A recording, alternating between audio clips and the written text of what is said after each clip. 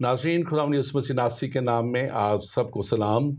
मैं आपका खादम, आपका host reverend doctor Robinson Askar ईमान का सफ़र प्रोग्राम लेके आज फिर आपके सामने हाज़िर हूँ।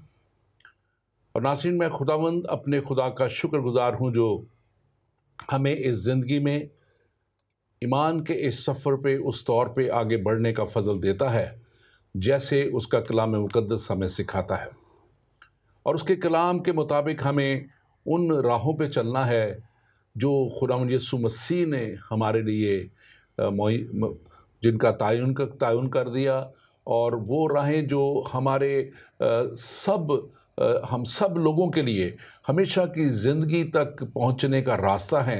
उन राहों पे हमें चलने के लिए खुदावंद हमारे खुदा ने वो तालीम हमारे लिए, जो ज़रूरी तालीम है, कलाम मुक़द्दस में हमें मुहैया कर दी। हम उसके लिए खुदावंद का शुक्र अदा करते हैं, और हम जानते हैं कि इस ईमान के सफ़र में हमें उस मंज़िल तक पहुंचना है जहां खुदावंद हमारा खुदा हमें देखना चाहता है।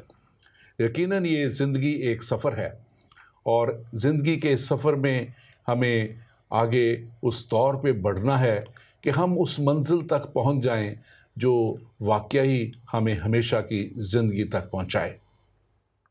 हमारी ज़िंदगी में हमारा एक ऐसा सफ़र जिस पे हम चलते हैं ज़रूर हमारी ज़िंदगी में आता है, और हमें उस ज़िंदगी में इस बात को देखना है, उसका तायुन करना है कि क्या हम उस सफ़र पे सही रास्ते पे चल रहे हैं, क्योंकि कलाम मुक़द्दस ही हमें सिखाता है कि ऐसी राहें भी हैं जो हमें सीधी मालूम होती हैं, जो हमें दुरुस्त मालूम होती हैं, लेकिन उनकी इंतहा में मौत की राहें हैं। इसलिए आज मैं ज़रूर आपसे ये बात कहूँगा कि आप चाहे किसी भी मज़हब से हैं, किसी भी रंग से हैं, किसी भी नस्ल से हैं, आप ज़रूर आप उस जगह तक पहुंचने के लिए अपने आप को तैयार करें, ताकि खुदा के हुजूर में हम सब उस जगह पहुंच सकें जिसके लिए यीशु मसीह ने खुद फरमाया कि मैं जाता हूं और तुम्हारे लिए जगह तैयार करता हूं, ताकि जहां मैं हूं वहां तुम भी हो। नाज़रीन, आज हम बात करेंगे मसीही रूहानियत पे और सूफीज़म पे। हमने पहले दो प्रोग्राम किए सूफीज़म, मसीहत और इस्लाम के ऊपर किए। फिर हमने बात की झूठे नबियों के ताल्लुक़ से कि कैसे झूठे नबी हैं। कलाम हमें बड़े वाज़े तौर पर बताता है कि झूठे नबी उठ खड़े होंगे और वो दुनिया को गुमराह करेंगे। और आज हम बात करेंगे इस टॉपिक के ऊपर ही जो मसीही रूहानियत और सूफीज़म का है, क्योंकि बहुत से लोग मसीही रूहानियत को उस तौर पे नहीं समझ पाते और उसके एक गलत डायमेंशन या गलत डायरेक्शन में चलना शुरू हो जाते हैं।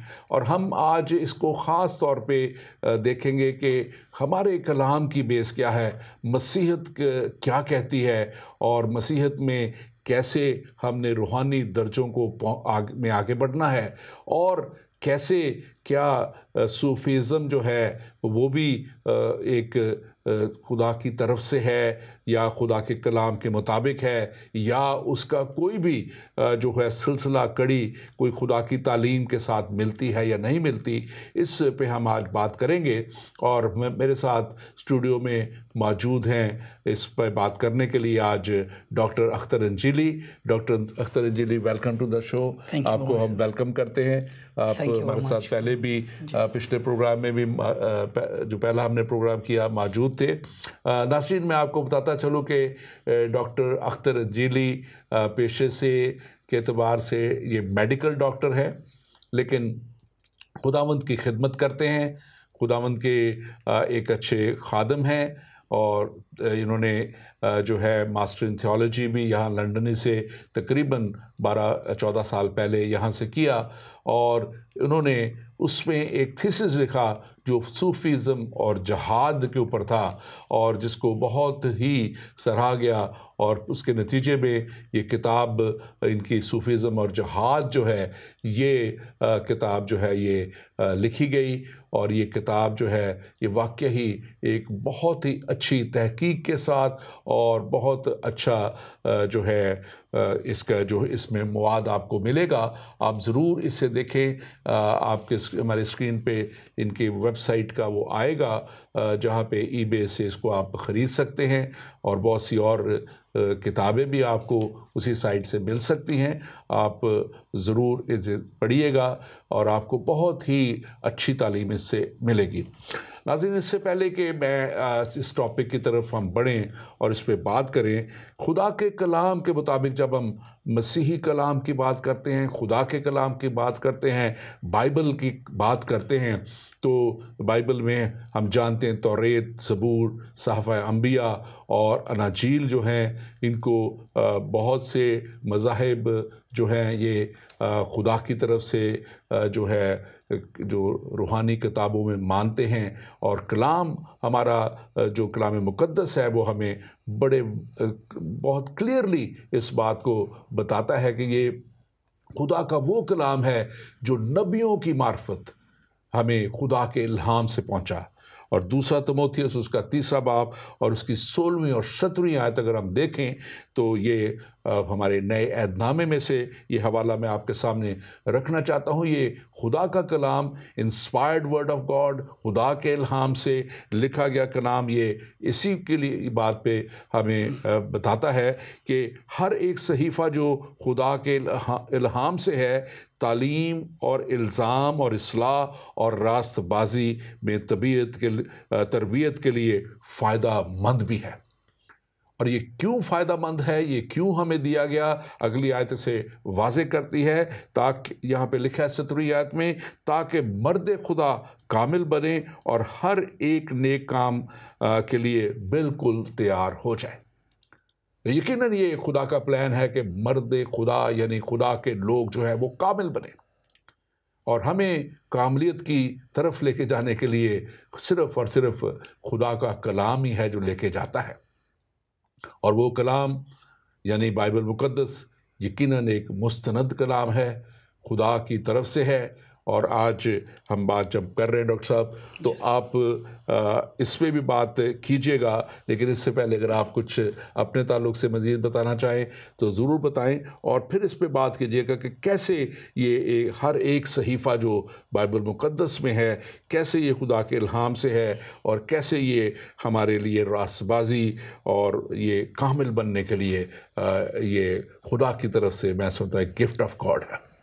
थैंक यू वेरी मच पादरी साहब, आपने मेरे मुतल्लिक़ जो कह दिया है मेरे लिहाज से तो वो काफ़ी है, बल्कि काफ़ी से ज़्यादा है, लिहाजा मैं उसमें कुछ इजाफ़ा नहीं करूँगा। आपने जो दूसरा सवाल मुझसे कहा है उस पर कुछ कहने के लिए कि खुदा का पाक कलाम किस तरह से हमारे लिए काफ़ी है, यानी कि तालीम के लिए, तरबियत के लिए, इल्ज़ाम के लिए, हमें पाकीज़गी का दर्स देने के लिए, हमें निजात की राह दिखाने के लिए, हर तरीके से खुदा का पाक कलाम काफ़ी है।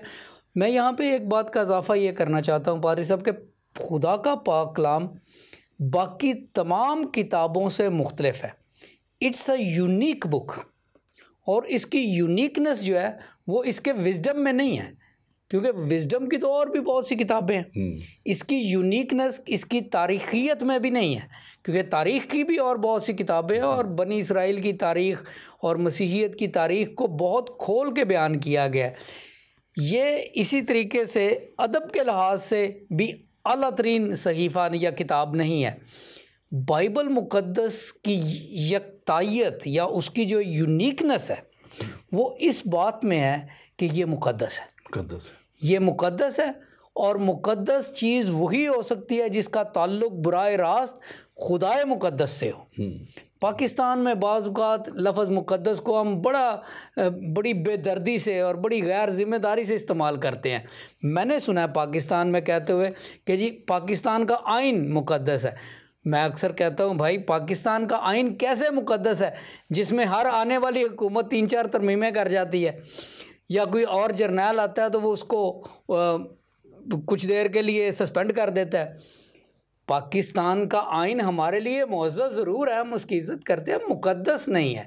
इसी तरीके से बहुत सा लिटरेचर इस दुनिया में बहुत अच्छा लिटरेचर है। हीर वारिस शाह है, अदब के लिहाज से बड़ा अली एक सिलसिला है, उसमें शेक्सपियर है, होमर है, इस तरह से दुनिया का आप अदब छान ले, बड़ी खूबसूरत बातें हैं, अशश कर उठता है, लेकिन वो मुकद्दस नहीं है।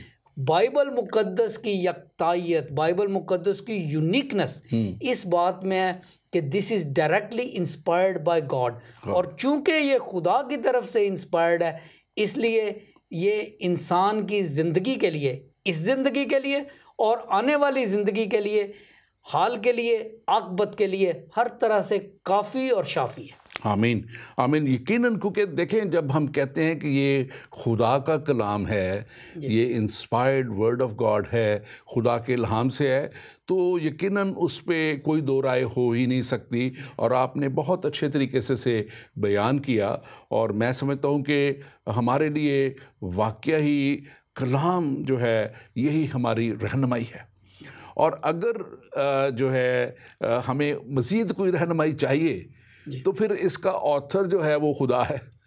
तो फिर हमें किसी दुनियावी ऑथर की तरफ नहीं जाना है, हमें खुदा की तरफ रुजू करना है। बिल्कुल। और अगर हमें इसमें कुछ देखना है कि हमें कहाँ पे कोई रहनुमाई चाहिए, तो फिर खुदावंद यीशु मसीह ने खुद फरमाया था कि मेरा कि आसमानी बाप तुम्हारे लिए एक मददगार भेजेगा, यानी पाक रूह हक, जो तुम्हें बताएगा, जो तुम्हें समझाएगा। तो फिर हमें रूह हक की तलाश करनी है, पाक रूह की तलाश करनी है, खुदा के रूह की, ताकि हम उस रूहानियत को हासिल करें जिसको हमने अभी, जैसे हमारा टॉपिक है मसीही रूहानियत या मसीहत में रूहानियत, आप कह सकते हैं कि how can we grow further, हम कैसे इसमें आगे बढ़ सकते हैं, कैसे हम इसमें आगे चल सकते हैं। और जब खुदा इसका मुसन्निफ है तो मैं समझता हूँ कि ये वो एक ऐसा मास्टरपीस है जो और हो नहीं सकता।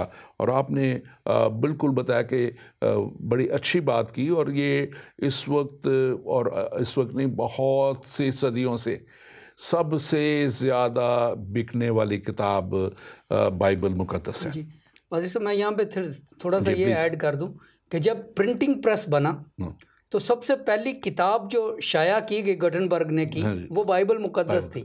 जब माइक्रो फिल्मिंग आई तो सबसे पहली किताब जिसको माइक्रो फिल्म में उतारा गया वो बाइबल मुकद्दस थी।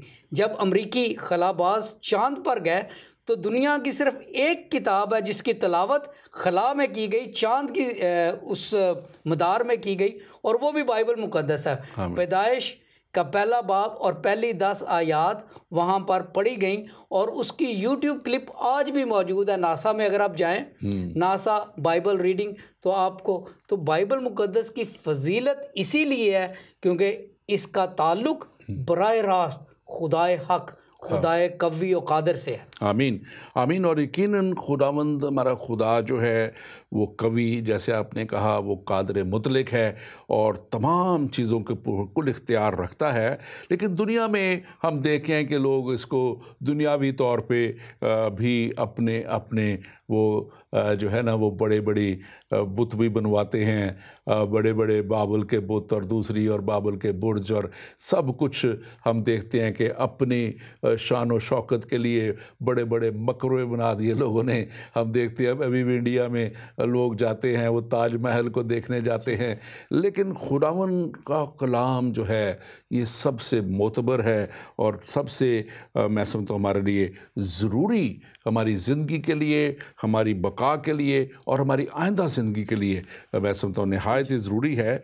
और ये कलाम जो है, जब हम इसको कहते हैं कि क्यों ये मुस्तनद है, कैसे है, तो ये वो वाहिद बाइबल मुकद्दस है जो 1500 सालों में ये लिखी गई है, जिसका एक मुसन्नफ़ नहीं कि शायद वो कहीं गलती कर जाए, 40 मुसन्निफ़ों ने 40 मुख्तलिफ इलाकों में रहते हुए, मुख्तलिफ मुल्कों में रहते हुए, जगहों पे रहते हुए 1500 साल का ज़माना गुजर गया, 1500 साल का ज़माना है इसमें, और मुख्तलिफ उनके पेशे थे, पेशों के अतबार से वो मुख्तलिफ लोग थे।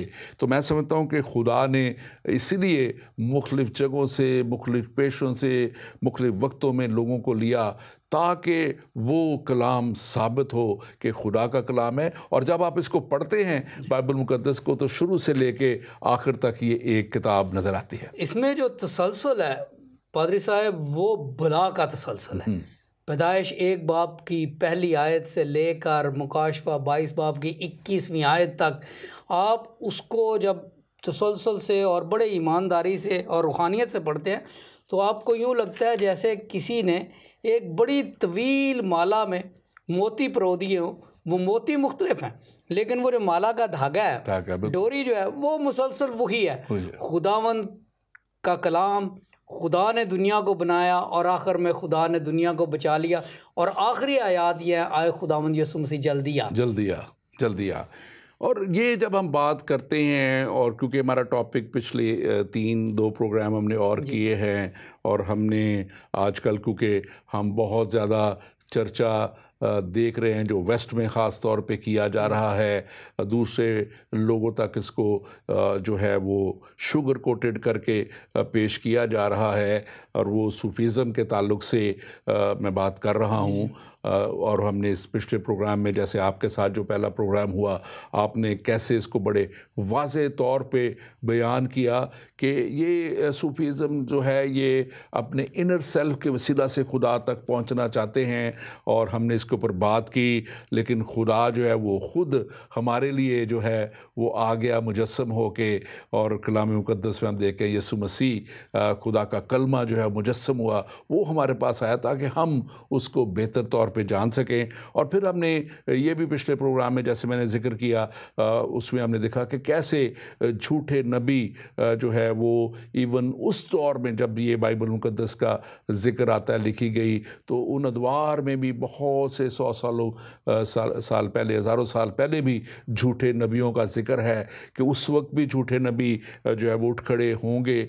और आज भी वो ये चैलेंज दुनिया को है कि झूठे नबी उठ खड़े होने का।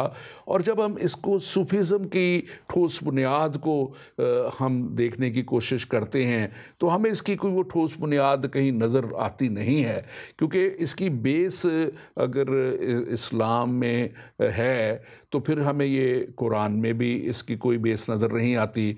अगर इसकी बेस वाकई इस्लाम में है तो फिर इसकी 4 जो हैं जो हदीस की किताबें हैं, सही बुखारी है, सही जो मुस्लिम है, अल मसनद है, अल मतवा है, तो इसमें हमें इन 4 में भी नज़र नहीं आती। फिर इसके बाद भी कुछ और किताबों में एक जगह पे हमें नज़र आती है। आप कैसे फिर इसको कह सकते हैं कि ये एक सूफीज़म जो है ये ठोस बुनियादों पे, आप इसके बारे में, आपकी कोई किताब आपने लिखी है, आपने बड़ी तहकीक की है, आप इसको थोड़ा सा बयान कीजिए। जी देखें पादरी साहब, बात यह है कि इंसान हमेशा दानिश की तलाश में रहा है। दानिश्वर होना बड़ी बात है, और दानिश की तलाश में रहना ये भी बड़ी बात है।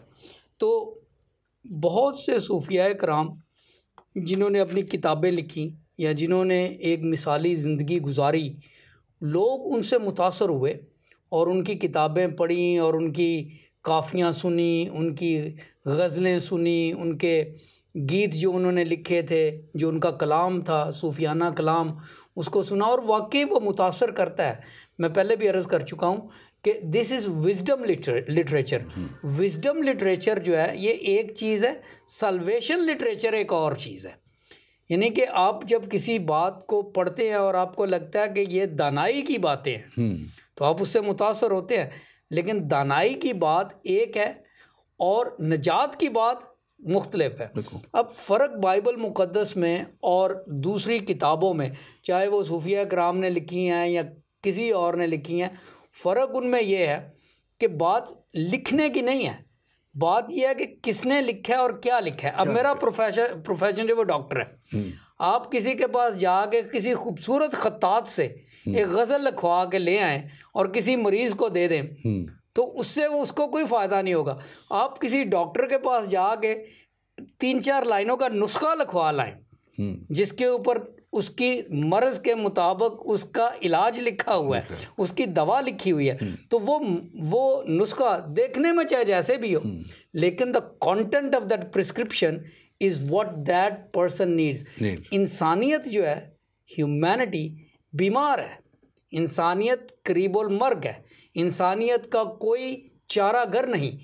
बाइबल मुकद्दस जो है वो नुस्खा है जो खुदा ने खुद अपने हाथ से लिख के दिया है कि दुनिया के मरीज़ाने असियाँ ये ले लो, इसके मुताबिक रहो और तुम ज़िंदगी पाओगे। यकीनन आपकी बात बहुत ही बावज़न है और जिस चीज़ की ज़रूरत है वो मैं समझता हूँ कि वो मिलना जो है वो निहायत ही ज़रूरी है। मैं इससे पहले कि इस डिस्कशन में आगे बढ़ें, मैं अपने व्यूअर्स को जो हमारे साथ इस वक्त हैं, आपकी स्क्रीन्स पे नंबर आएंगे, आप हमें कॉल कर सकते हैं। व्हाट्सएप नंबर भी आएगा, आप व्हाट्सएप पे हमें कॉल कर सकते हैं, या आप जिस भी मुल्क में हैं आपके लोकल नंबर आएंगे, आप हमें कॉल कीजिए। अगर आपका भी कोई सवाल है आपके ज़हन में, कोई आप हमसे बात इस ताल्लुक़ से पूछना चाहते हैं, आप ज़रूर हमें कॉल करें और हम कोशिश करेंगे कि आपको जवाब दें और इस ताल्लुक़ से मज़ीद भी आपसे बातचीत हम कर सकें। डॉक्टर साहब, बात जब आप कर रहे थे कि किसी भी चीज़ का प्योर होना और उसका खालिस होना और उसका सही होना, मुफीद होना, तो खुदा का कलाम जैसे हमने पहले पढ़ा था कि वो मुफीद कलाम है, इंसान के लिए है। और अगर हम ज़बूर 12 देखें और उसकी 6ठी आयत देखें तो बड़ी खूबसूरत आयत वहाँ पे हमें बताती है खुदा का कलाम पाक है। और वो आयत हमें कहती है, ज़बूर नवीस हमें बताता है कि उस चांदी की मानंद जो भट्टी में मट्टी पर ताई गई हो, और ये उस चांदी की मानद है जो भट्टी में ताई गई है और 7 बार साफ़ की गई हो। मतलब कि खुदा का कलाम, मतलब हालांकि मैं नहीं समझता कि शायद सोने को या भट्टी में ताई गई चीज़ तो कितना साफ़ किया जाता है, लेकिन ये 7 बार जो है इसका साफ़ किया जाना इस बात की अलामत है कि खुदा का ये कलाम जो है ये बिल्कुल क्लियर है। लोग चाहे कुछ भी इसको कहते रहें, बाद दफ़ा लोग जब इसको समझना नहीं चाहते, जब इसको देखना नहीं चाहते, या इसके बारे में अपने ख़यालात पे ही चलना चाहते हैं, तो फिर वो मुख्तलिफ़ हीले बहाने ढूंढते हैं कि ये कलाम बदल दिया गया, ये कलाम ऐसे हो गया, वैसे हो गया। लेकिन मैं हमेशा एक बात कहता हूँ कि वो खुदा ही क्या जिसके कलाम को इंसान बदल दे। बिल्कुल। तो इंसान बदल नहीं सकता खुदा के कलाम को। हमें इस चीज़ को कैसे, जैसे हम बात कर रहे थे कि फिर अगर हम उसकी बेस को सूफीज़म जिसके ऊपर बेस उनकी बनती है, अगर वही हमें सही नज़र नहीं आ रही, तो फिर हम कैसे इसको मुस्तनद कह सकते हैं या क्या कहेंगे हम? जी, मैं सोचता हूँ पादरी साहब के सूफीज़म जो है वो एक सोशल फिनोमिना है और उसके सोशल फ़ायदे हो सकते हैं। कोहेरेंस, सोसाइटी को कोहेरेंट रखने के लिए अगर किसी श्राइन से अच्छा मैसेज जा रहा है, लोगों को अच्छाई की तरफ राग़ब करने के लिए अगर वहाँ पे अदब क्रिएट किया जा रहा है, अच्छी किताबें लिखी जा रही हैं, अच्छी नातें लिखी जा रही हैं, अच्छी गज़लें लिखी जा रही हैं, अच्छा कलाम लिखा जा रहा है, अच्छी म्यूज़िक बनाई जा रही है, तो दीज आर सोसाइटल थिंग्स। मैं फिर उसी बात पे आ रहा हूँ दोबारा कि बहुत सी चीज़ें दुनिया में अच्छी हैं, दिल को भाती हैं, मन भाती हैं, दिल करता है कि मैं ये कलाम सुनता रहूं, मुझे अच्छा लगता है, मैं ये किताबें पढ़ता रहूं, मुझे अच्छी लगती हैं। लेकिन किसी चीज़ का अच्छा लगना for the sake of enjoyment या for the sake of satisfaction is no guarantee that it is going to save your spirit. आपकी सोल और स्पिरिट की सल्वेशन की ये गारंटी नहीं है। सोल और स्पिरिट की सल्वेशन की गारंटी बाइबल मुकद्दस है। फिर बिल्कुल उसी तरह से जैसे अगर घर में बहुत सारे कागजात पड़े हुए मेरे दादा के, तो वो सारे कागजात जो है वो मेरे लिए एक तरह के मुफीद नहीं है। मेरे लिए सिर्फ वो कागज़ मुफीद है जो ज़मीन की रजिस्ट्री है जिस घर में मैं बैठा हुआ। बिल्कुल। और अगर वो रजिस्ट्री नहीं है मेरे पास तो इसका मतलब है मेरी उस मलकियत के ऊपर कोई लीगल राइट नहीं है। अब बाइबल मुकद्दस जो है ये हमारी रजिस्ट्री है, इट्स आवर लीगल राइट पादरी साहब फॉर आवर नेक्स्ट लाइफ जो है। अब ये हमारी रजिस्ट्री है कि हम बचाए जा चुके हैं, जो ज़मीन आसमान खुदावंद यीशु मसीह हमारे लिए बना रहे हैं, जो मकान हमारे लिए बना रहे हैं, हम उनके हकदार हैं। This is our registry. ये डॉक्यूमेंट, ये रजिस्ट्री है। इसके अलावा किसी डॉक्यूमेंट के बारे में मैं ये नहीं कह सकता कि वो हमारी आने वाली ज़िंदगी की रजिस्ट्री है। And this is where all other literature, Sufi literature, Sufi books, whatever, I make a demarcation कि ये अच्छी चीज़ें हैं, अच्छी किताबें हैं, अच्छा अदब है, अच्छा कलाम है, अच्छी गज़लियात है, अच्छी रुबाइयात है, सब कुछ है, लेकिन ये मेरी निजात की गारंटी नहीं है। बाइबल मुकद्दस इज़ माई सल्वेशन। बिल्कुल आपने दुरुस्त फरमाया। डॉक्टर साहब, आप के साथ जब हम बात पिछले प्रोग्राम में हम कर रहे थे तो एक बात मैंने कही थी कि क्योंकि वक्त नहीं था तो हम इसको जो है बाद में बात करेंगे, जिसमें वो बात थी रेडिकल इंटरप्रिटेशन ऑफ जिहाद, और फिर लिबरल इंटरप्रिटेशन ऑफ जिहाद, और फिर सूफ़ी इंटरप्रिटेशन ऑफ जिहाद। ये वो तीन बातें थी जो पिछली दफ़ा भी बात हुई थी इसके ऊपर। आप मुख्तसरन इसको कैसे बयान करेंगे, ये क्या इनमें फ़र्क है और ये क्या इस्तिलाहात हैं? ये जी, जिहाद का लफ्ज़ी मतलब तो बेसिकली स्ट्रगल होता है। हाँ जी। लेकिन इस्लाम में तारीख़ी तौर पर और दीनी तौर पर जिहाद का मतलब स्ट्रगल, मिलिटरी स्ट्रगल, मिलिटेंसी की स्ट्रगल है। बल्कि मौलाना मौदूदी तो अपनी एक जगह किताब में लिखते हैं जिहाद फिल इस्लाम में कि जितने भी अराकीन हैं इस्लाम के 5 अराकीन जो हैं, वो उनका मकसद एक ही है कि सबको इकट्ठा करके उनका मकसद ये है कि कौम को, उम्मत को जिहाद के लिए तैयार किया जाए, मिलिटेंट जिहाद के लिए तैयार किया जाए, ताकि अल्लाह का इस्लाम पूरी दुनिया में फैले और अल्लाह का इस्लाम पूरी दुनिया पर गालिब आए। सूफ़ीज़म में इसकी तशरीह थोड़ी सी मुख्तलिफ की जाती है, और वो है एक वाक़या जिसका ज़िक्र अली हजवेरी, उस्मान इब्न अली हजवेरी लिखते हैं, जिनका पाकिस्तान में लाहौर में बहुत बड़ा आलीशान आजकल मज़ार है, दाता गंज बख्श। उनकी किताब कश्फुल महजूब में लिखा है कि जब हज़रत मोहम्मद ग़ज़वा से वापस आए, जंग से वापस आए, तो उन्होंने अपने साथियों को कहा, सहाबा को कहा कि अब हम छोटे जहाज़ से आए हैं, जहाद असगर से वापस आए हैं, और अब हम जहाद अकबर में हिस्सा लेंगे। तो आपके सहाबा ने पूछा कि जहाद अकबर क्या है? तो आपने फरमाया कि जहाद असगर वो है जो जहाद हम लोगों के ख़िलाफ़ करते हैं, अपने दुश्मनों के ख़िलाफ़ करते हैं, कुफ़ार के ख़िलाफ़ करते हैं। जहाद अकबर वो है जो हम अपने नफ्स के ख़िलाफ़ करते हैं, इंसान ख़ुद अपने ख़िलाफ़ करता है। इसके बारे में मैं जल्दी से ये कहता चला जाऊँ कि ये वाक़या या हदीस, आप इसको जो भी कहें, इससे पहले इस्लामिक लिटरेचर में कहीं नज़र नहीं आया। This is the first time it is found in Kashful Mahjoob, and the writer Sufi जो थे उनकी डेथ 710 में हुई है। उसके बाद इसका ज़िक्र जो है वो जलालुद्दीन रूमी ने भी किया है। तो ये जहाद असगर और जहाद अकबर की जो तफरीक है, द डिफ्रेंशिएशन, ये वहाँ से शुरू होती है, और सूफ़ी हज़रात जो है वो जहाद अकबर पर ज़्यादा जोर देते हैं। बड़े अच्छे तरीके से आपने इसे बयान किया, और अक्सर मैं इसको देखता हूँ, जब मैं इसके ऊपर पिछले दिनों भी स्टडी कर रहा था, तो लोग इसको क्रिश्चियनिटी, रूहानियत जो है क्रिश्चियनिटी में और सूफीज़म में जो है, इसमें जो एक वो क्या कहते हैं कि पैरेलल ड्रॉ करने की कोशिश करते हैं, मिलाने की कोशिश करते हैं, लेकिन बाइबल की तालीम बिल्कुल उससे मैं महसूस करता हूँ कि उससे साथ मिलती नहीं उस तौर पे। और इसमें आपको क्या एक वो कहते हैं ना क्रिटिकल डिफरेंस, या कोई बड़ा ही अहम क्या आप देखते हैं कि क्या फ़र्क क्या है मसीही रूहानियत में और सूफीज़म के रूहानियत में? जी, इसकी पहले जो बुनियादी सी सिमिलैरिटी है वो तकरीबन तमाम बुक बेस्ड रिलीजन्स में है कि जब खुदा ने इंसान को पैदा किया तो खुदा ने इंसान को ख़ुद से दूर रखा।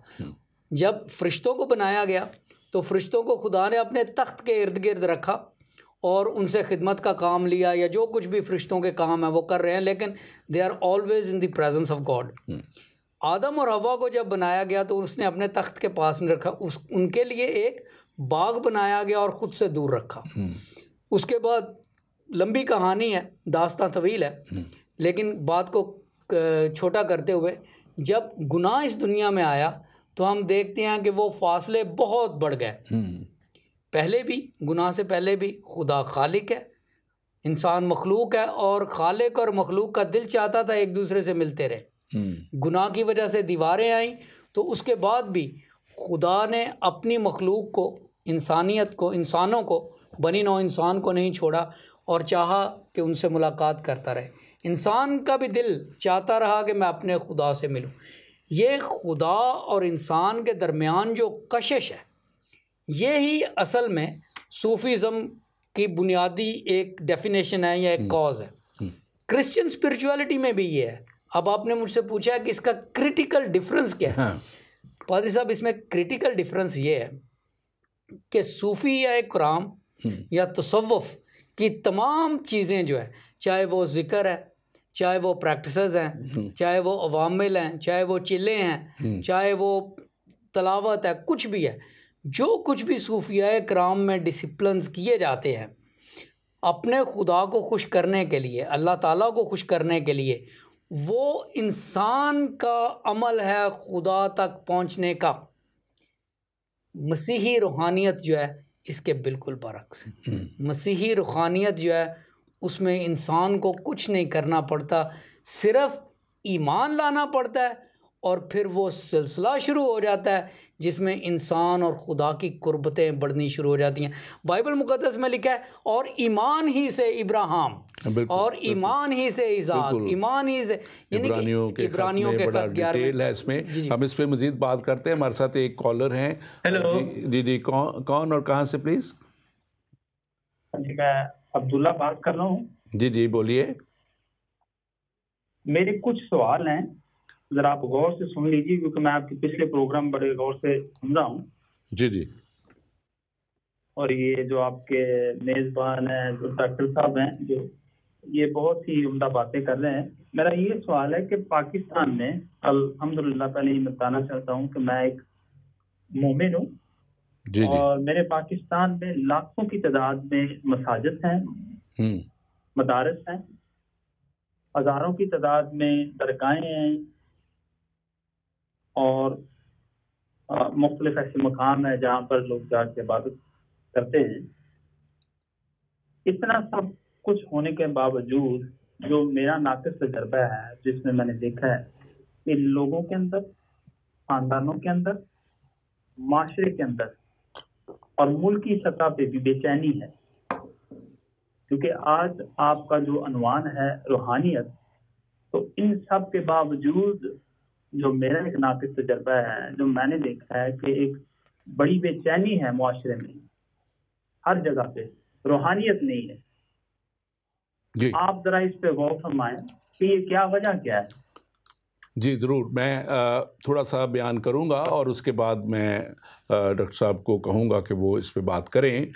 देखिए, आज की बेचैनी और आज आप देखें, जितनी मर्ज़ी आप, वो कहते हैं ना कि लाहौर में, पाकिस्तान में बड़े बड़े जनाब वो लगा लें, पावर हाउसेस लगा लें, उसके अंदर जो है वो जितना मर्ज़ी आप लाइटें लगा लें, जो कुछ आप मर्ज़ी कर लें, अगर उसका कनेक्शन ही पावर हाउस के साथ ना हो तो कैसे वो जो है वो लाइट दुनिया तक पहुंचेगी। आप जितने मर्ज़ी एयर कंडीशनर लगा लें, अगर उसके पीछे बिजली ही नहीं आई, लोड शेडिंग ही हो रही है, तो वो कैसे अपनी ठंडक पहुंचाएगी। इसी तरह अगर जो मेरी पहले शुरू में हमेशा मैं बात करता हूं अपने प्रोग्राम में कि क्या हमारी सिमत दुरुस्त है, क्या हम उस मंजिल तक पहुंचेंगे जिस रास्ते पे हम चल रहे हैं, क्या ये हमें उस मंजिल तक रास्ता ले जाएगा।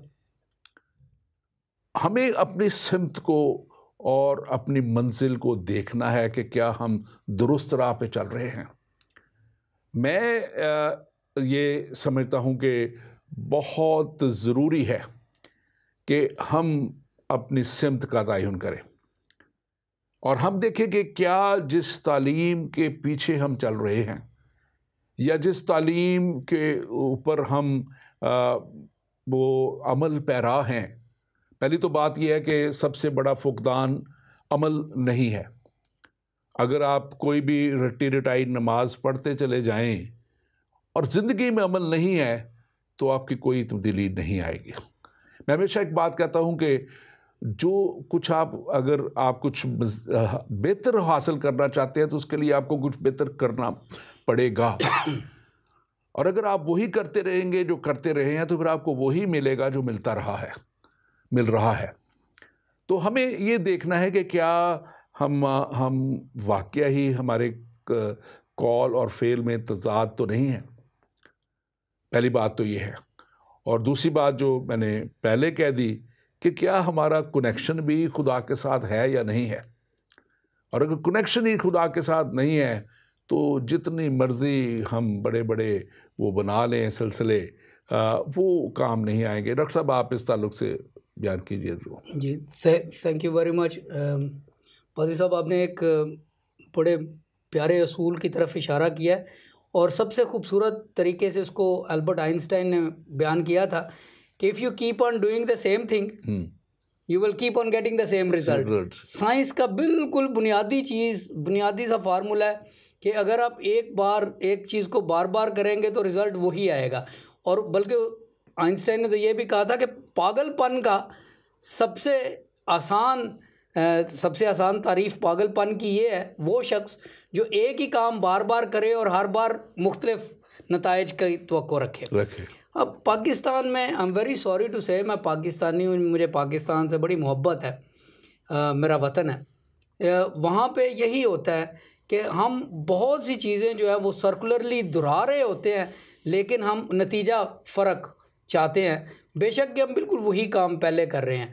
अब मैं पाकिस्तान की बात एज अ जनरल सिटीज़न के तौर पे, as a lover of Pakistan, as a citizen of Pakistan कर रहा हूँ। और दूसरी बात यह है कि मसीही होते हुए, being a Christian, I am proud to say that Christianity is a knowledge based religion. Christianity का डॉगमा सिर्फ फेथ की हद तक है, otherwise it is knowledge based religion. Bible मुकद्दस हमें सिखाती है आओ हुज्जत करें, come let us reason together. फिर वहाँ पे लिखा है, दाऊद की किताब में ज़बूर में लिखा है कि मैं खुदावंद की बनाई हुई चीज़ों को देखता हूँ और मैं उन पर मेडिटेट करता हूँ। I think about them, I reason. Suleman Nabi अपनी किताब में लिखते हैं चूंटियों के पास जाओ और उनसे सीखो। खुदावंद यीशु मसीह ने अनाजील में फरमाया कि तुम हवा के परिंदों को देखो, खेत के मैदान के फूलों को देखो। अब ये सारी चीज़ें जो है they invite us to a very scientific way of looking at the world. Christianity is a knowledge based religion. मैं इस मोसेस कॉलर को जवाब क्रिश्चियनिटी के पॉइंट ऑफ व्यू से दे सकता हूँ क्योंकि आई एम अ क्रिश्चियन, और पाकिस्तानियत के लिहाज से दे सकता हूँ क्योंकि आई एम अ पाकिस्तानी। तो मेरी जहाँ तक ऑब्जर्वेशन है, पाकिस्तान में पला बड़ा हूँ, वहाँ पे रहा हूँ, पढ़ता रहा हूँ, पढ़ाता रहा हूँ, काम करता रहा हूँ। पाकिस्तान में एक बड़ा मसला ये है कि हम में टॉलरेंस ऑफ ओपिनियन डिफरेंस नहीं है। हम किसी दूसरे के ओपिनियन को टॉलरेट नहीं कर सकते। इसका ताल्लुक बराह रास्त मज़हब से नहीं है, ये हमारी सोशल वैल्यूज़ के साथ है। अदम बर्दाश्त है। और उसकी वजह यह है, अदम बर्दाश्त की ये हद है कि हम 2 सेकंड 3 सेकंड अब इशारे पे इंतज़ार नहीं करते। उसका नतीजा फिर ये होता है कि हमें साल तक बहुत से ऐसे मसाइब और अकूबतें बर्दाश्त करनी पड़ती हैं जो हम पर ठोंस दी जाती हैं। और डॉक्टर साहब ख़ास तौर पे जो बात उसमें जो बात पहले कही गई कि अगर सिमत दुरुस्त नहीं है, जी बिल्कुल, अगर सिमती दुरुस्त नहीं है तो आप जितना मर्जी चलते जाए मंजिल पे नहीं पहुंचेंगे। और मैं समझता हूं कि आज भी ज़रूरत इस बात की है कि सिमत को दुरुस्त किया जाए।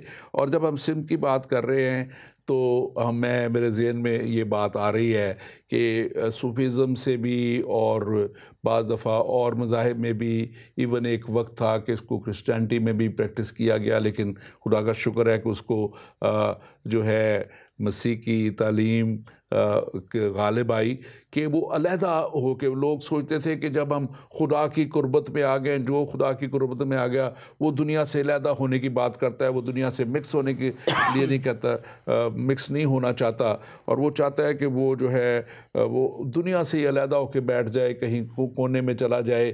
कलाम में भी खुदा का बंदा पौलुस कहता है कि दिल तो ये चाहता है कि मैं यहाँ से कूच कर जाऊँ, लेकिन तुम्हारे लिए, यानी कि दुनिया के लिए, लोगों के लिए मुझे यहाँ रहना ज़रूर है ताकि वो भी हमेशा की ज़िंदगी तक पहुँच जाएं।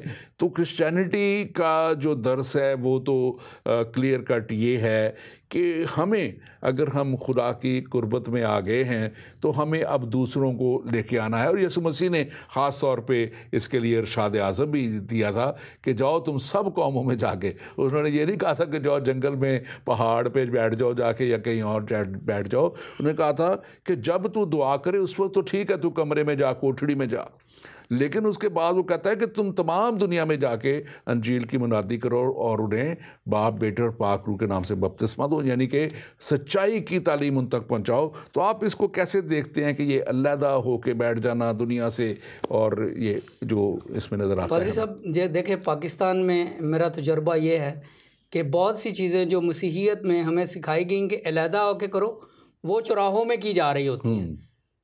नमाज का वक्त होता है तो हर एक का हक़ है नमाज अदा करना, और अगर उनका फ़र्ज़ है उनके मज़हब के मुताबिक तो ठीक है, लेकिन चौराहे के बीच में या किसी ऐसी जगह पे जहाँ पे लोगों को आने जाने में दिक्कत पेश आ रही है, ऐसी मैं क्या लफ्ज़ इस्तेमाल करूँ, ऐसी इबादत या ऐसी हरकत से हम लोगों को मुतासर कर रहे हैं। मसीहियत में यह है कि जब तू दुआ करे तो अपनी कोठड़ी में जाके बंद हो जा, ताकि तेरा बाप जो तुझे पोशीदगी में देखता है वो तुझे अजर दे। दूसरी बात ये पादरी साहब आपने अभी फरमाया कि मसीहियत में भी ये एक गलत फहमी थी किसी ज़माने में कि हमें दुनिया से अलग होकर इबादत करनी चाहिए, लेकिन अगर हम खुदावंद यीशु मसीह की हयात अक़दस को देखें तो वो तो बज़ाते खुद इस बात की नफ़ी थे। आप खुदा के साथ थे, खुदा थे, कलाम थे, कलाम इब्तिदा में था, कलाम खुदा के साथ था, वो कलाम मुजस्सम हुआ और आके आदमियों में रहा। बिल्कुल। Jesus came and lived among man. बिल्कुल। और Jesus Christ was a man of public. वो शादियों में गए, उन्होंने शादियां अटेंड की, वो जनाजों पर गए, वो कब्रों पर दफनाने के लिए लोगों के साथ गए, लाजर को ज़िंदा करने के लिए गए, और उनकी पूरी ज़िंदगी जो है वो हजूम में और लोगों में गुजरी। मसीहियत में कहीं भी मेरे लिहाज से, मेरे नाकस इल्म के लिहाज से, लेकिन बाइबल मुकद्दस नाकस नहीं है, मेरा इल्म नाकस है और बाइबल मुकद्दस कामिल है। और ये मैं हवाला पढ़ देता हूँ, शायद किसी की ज़रूरत हो। बाज़ हम बात जब अपने पे कर रहे होते हैं तो लोग समझते हैं। ये फिलिपियों के जो लिखा गया ख़त, उसमें पहला बाब 23वीं और 24वीं आयत में बड़े क्लियर है, मैं दोनों तरफ से, खुदा का बंदा कह रहा है, पौलुस कह रहा है, मैं दोनों तरफ से फंसा हुआ हूँ। मेरा जी तो ये चाहता है कि कूच करके मसीह के पास जा रहा हूँ, क्योंकि ये बहुत ही बेहतर है, मगर जिस्म में तुम रहना तुम्हारी खातिर ज़्यादा ज़रूरी है। वो कहता है कि ये ज़्यादा ज़रूरी है यहाँ रहना, जिस्म में रह के लोगों को राह हक बताना, सीधी राह पे लेके जाना, उस राह की तालीम देना और उस राह पे उनको लेके जाना। मैं समझता हूँ कि ये नहायत ही ज़रूरी है। हम थोड़ा सा इसको मज़ीद इस तरह देखेंगे कि ये गो के सब्जेक्ट भी में भी आता है। हम इसको देखते हैं कि आजकल सियासत में भी लोग इसको बड़ा इस्तेमाल करते हैं, और ये आजकल पाकिस्तान में क्योंकि इलेक्शन फीवर है तो हर कोई अपनी कैंपेन जो है वो बड़े बड़े मज़ारों से शुरू करता है, और फिर वहाँ से आप इसको कैसे देखते हैं, और ये मज़हब का और जो है सियासत का, इसको कैसे आप देख रहे हैं? देखिए पादरी साहब, बात ये है कि पाकिस्तान में सूफ़ी सेंट्स और सूफ़ी श्राइन्स का बहुत बड़ा किरदार है, और अगर सोशियोलॉजिकली इसको देखा जाए, मुआशरती तौर पे देखा जाए, मुआशी तौर पे देखा जाए, तहज़ीब के लिहाज से देखा जाए, तो इनको बहुत ही पॉजिटिवली इस्तेमाल किया जा सकता है। लेकिन होता ये है कि इन चीज़ों को भी, सूफ़ी सेंट्स की बरक़ात को, सूफ़ी सेंट की करामात को, जो करामात और बरक़ात कहते हैं कि वहाँ पे मज़ारों से मिलती हैं, उनको भी और उनके इन्फ्लुएंस को भी लोग अपने अपने सियासी मकासद के लिए इस्तेमाल करने से बाज नहीं रहते। आपने देखा होगा, मैंने भी पिछली अपनी जो इलेक्शन 3-4 इलेक्शन मेरी ज़िंदगी में जिनको मैंने करीब से देखा है, वो यही है कि हर पॉलिटिकल पार्टी जो है वो अपनी कैंपेन की आगाज़ी हिस्सों में किसी मज़ार पर हाज़िरी ज़रूर देते हैं, चाहे वो दादा दरबार हो, चाहे वो सेवन शरीफ हो, चाहे वो सचल सरमस्त हो, चाहे वो पाक पतन हो, किसी भी ना किसी मज़ार पे जाना और वहाँ से बरक़ात लेना और वहाँ से दुआ करना, फूलों की चादर चढ़ाना, दूध के गडवे चढ़ाना, ये सारी चीज़ें होती हैं। फिर कैंपेन शुरू की जाती है। उसकी वजह ये है कि बहुत सी हमारी आवाम जो है वो उनकी अटैचमेंट उन श्राइन्स के साथ, उनके सेंट्स के साथ है। तासुर ये दिया जा रहा होता है कि मेरी कैंपेन जो है, मेरी सियासी कैंपेन जो है, उसमें बाबा जी की बरक़ात है, फरीदगंज बख्श की बरक़ात है, या उसमें हजवेरी की बरक़ात है, पाक पतन वाले की बरक़ात है, वगैरह वगैरह, सेवन शरीफ के, उकाड़वी की बरक़ात है।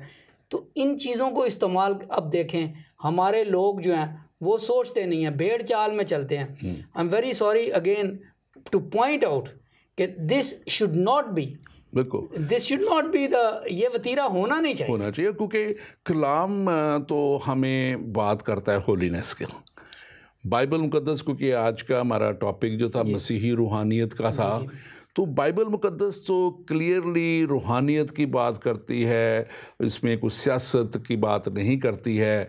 और बाइबल मुकद्दस में अगर हम गलतियों के ख़त में देखें 2 बाब 20वीं आयत में, तो कहता है, वो खुदा का बंदा कह रहा है कि मैं मसीह के साथ मसलूब हुआ हूँ और अब मैं ज़िंदा ना रहा बल्कि मसीह मुझ में ज़िंदा है। यानी कि मसीह के साथ मसलूब होने का मकसद ये है कि उसकी सारी दुनियावी ख्वाहिशें, पॉलिटिकल ख्वाहिशें, उसकी जो भी दुनियादारी की चीज़ें उसके अंदर हैं और वो उसमें से निकलनी ज़रूरी हैं।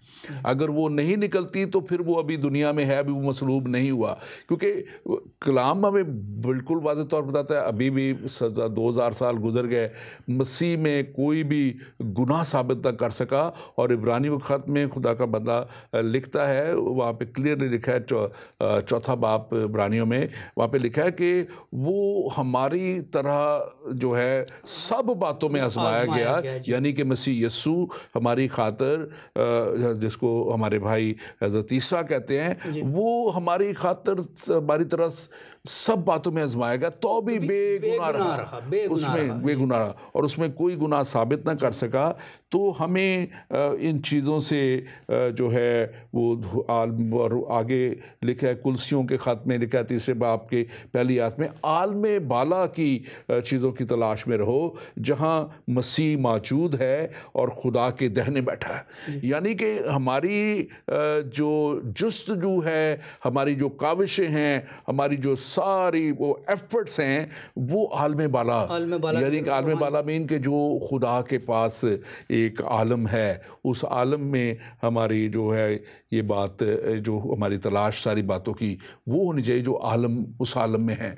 और उस आलम में पाकीज़गी है, जैसे हमने पहले बात की, वहाँ कोई नापाकी की बातें नहीं हैं, वहाँ कोई आपको वो जो दुनिया एक बड़ी पिक्चर दिखाती है, वहाँ ये मिलेगा तो वो मिलेगा, हमारे कलाम के मुताबिक, बाइबल के मुताबिक कोई हुरों का वहाँ जिक्र नहीं है, वहाँ पे खुदा की पाकीज़गी का जिक्र है।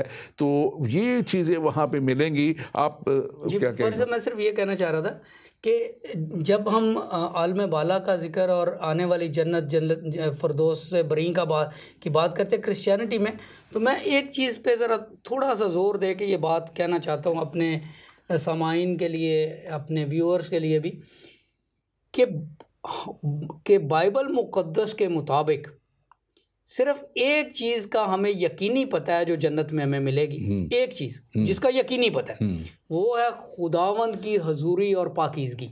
इसके अलावा लिखा है कि उसने हमारे लिए ऐसी चीज़ें तैयार की हैं जो ना कभी कानों ने सुनी हैं, ना कभी आंखों ने देखी हैं, और जहाँ ना कभी वो इंसान के जहन से गुजरी हैं। अब what are those beautiful things pleasures we don't know, लेकिन ये तसव्वुर कर लेना कि वो इस दुनिया की ऐशो इशरत की एक ग्लोरीफाइड शक्ल है, मैं सोचता हूँ ये खुदावंद के पाक कलाम के साथ बहुत बड़ी ज़्यादती जाती। ये आपको मैं आयत में पढ़ के सुनाता हूँ जो बाइबल को इसलिए हम क्यों कहते हैं, इसके लिए यहाँ पे लिखा हुआ है किसी कुलसियों के 3 बाब और उसकी 5वीं आयत में यहाँ पे लिखा है, बस अपने उन अज़ा को मुर्दा करो जी जो ज़मीन पर हैं, यानी हरामकारी और नापाकी और शहवत और बुरी ख्वाहिश और लालच को जो बुत परस्ती के बराबर हैं।